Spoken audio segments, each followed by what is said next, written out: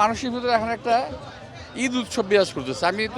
আমি যখন আসি সবাই ব্যাগ খাওয়া রাত্রে থাকার মতো একটা ব্যবস্থা করে তারা এই রাস্তায় অবস্থান নিয়ে নিয়েছে। আর রাত্রে ওরা গত রাত্রে থেকে এখানে অবস্থান নিয়েছে। এখনও যা দেখলাম এই রাস্তা বোধহয় আজকে রাত্রের মধ্যে ভরাট হয়ে যাবে, পরিপূর্ণ হয়ে যাবে। তো এটা একটা ঐতিহাসিক একটা প্রোগ্রাম। আমাদের অ্যাক্টিং চেয়ারম্যান তারেক রহমানের প্রত্যাবর্তনটা একটা ঐতিহাসিক দিবসের মাধ্যমে পালিত করবে দেশের জনগণ। আপনার সিকিউরিটি নিয়ে কোনো ধরনের কনসার্ন আছে কিনা আপনাদের? তারেক রহমান একজন জনপ্রিয় নেতা,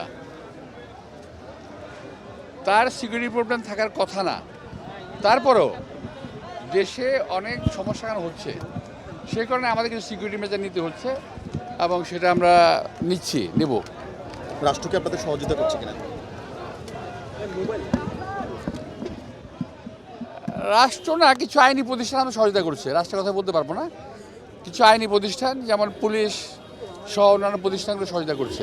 এসএসএফ দেওয়ার যে আবেদন করা হয়েছে সরকারের পক্ষ থেকে এই বিষয়ে ওটা সম্বন্ধে আমার ঠিক জানা নাই। এসএসএফ আসবে কিনা আমার জানা নেই, এটা সম্বন্ধে বলতে পারবো না। তবে আমরা আশা করব এটা সরকারের নিজের দায়িত্ব, আমাদের কোনো আবেদন নিবেদনের কোনো বিষয় না। বিষয়টা হলো সরকারের এটা নিজেরই দায়িত্ব পালন করা উচিত যে উনি যাতে হয়তো কোনো ঝামেলা না পড়েন। ভাই সেটা হচ্ছে ওনার রুটটা কী হবে? উনি এয়ারপোর্ট থেকে নেমে কোথায় আগে যাবেন বা হাসপাতাল যাবেন না এখানে আগে?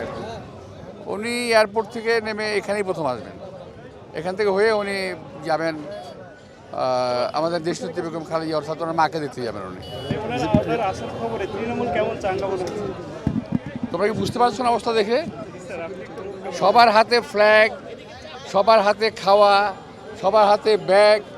আমি এমন দৃশ্য আমার রাজনৈতিক জীবন প্রায় 50 থেকে 60 বছর, আমি এমন দৃশ্য কখনো দেখি নাই। যে যত এস্টিমেট করুক, আমাদের সকল ধারণার বাইরে চলে যাবে। আমাদের কত লক্ষ্য হবে এটা কেউ ধারণা করতে পারবে না এখন প্র্যাকটিক্যালি না দেখলে। আব্বাস ভাই, তারেক রহমান বাংলাদেশে ফিরবেন, 17 বছর পর ফিরবেন। তার কাছে বিএনপি, তিনি 18 সালের পর থেকেই মূলত বিএনপি পূর্ণ দায়িত্বে। তার কাছে বাংলাদেশের মানুষ অনেক প্রত্যাশা করে। বিএনপির সিনিয়র নেতৃবৃন্দ হিসেবে আপনারা কি প্রত্যাশা করেন? আগামী দিনে নির্বাচন হবে, তিনি নির্বাচন নেতৃত্ব দিবেন, আপনারা কি প্রত্যাশা করছেন তার কাছে? আমাদের অ্যাক্টিং চেয়ারম্যান তারেক রহমান সাহেব এদেশে মানুষের মনের ভাষা বোঝেন, উনি জানেন। উনি কিন্তু একজন নির্যাতিত কর্মী থেকে নেতা হয়েছেন। বিষয়টা এমন নয় যে উনি শুধুমাত্র পৈতৃক পরিচয় নেতা হয়েছেন, তা কিন্তু না। উনি কিন্তু নির্যাতিত হয়েছেন, আমাদের সঙ্গে জেলে ছিলেন। জেলে থেকে কারাবন্দী অবস্থা নিপীড়িত, ওনাকে নির্যাতন করা হয়েছে। সমস্ত কিছু উনি বোঝেন। তো এই দেশে মানুষের চাহিদা, প্রত্যাশা উনি পূরণ করতে পারবেন বলে আমি আশা করি।